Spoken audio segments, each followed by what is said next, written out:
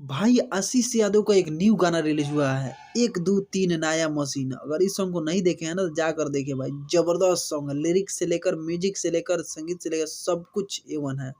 वही बात करें फिट का ना भाई, श्वेता सरगम का इसमें आवाज नहीं है, सिंगल आशीष यादव का गाना है। और फिट की है ये महाराज जी, महिषा महाराज जी फिट किए भाई, जबरदस्त सॉन्ग है। इस सॉन्ग को देखे जाकर और भाई को सपोर्ट करे दबाकर, बहुत अच्छा गाना है, बहुत अच्छा गाना है। ऑर्केस्ट्रा को टारगेट करके आशीष यादव गाना बना है 1 2 3 नया मशीन।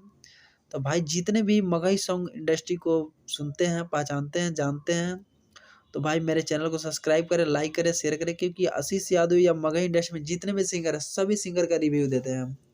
इसलिए भाई मेरे चैनल को सब्सक्राइब करें, लाइक करें, शेयर करें। बाकी आप लोग समझ रहे हैं ना, इस गाना को ट्रेंडिंग सेक्शन में ट्रेंड कराने का, क्योंकि अभी 1 आवर में इस गाना पे व्यू है 85,000, यानी 85,000 व्यू है। तो भाई जितने भी मगही इंडस्ट्री के भाई हैं दबा कर शेयर करें और रियल व्यू प्राप्त करें।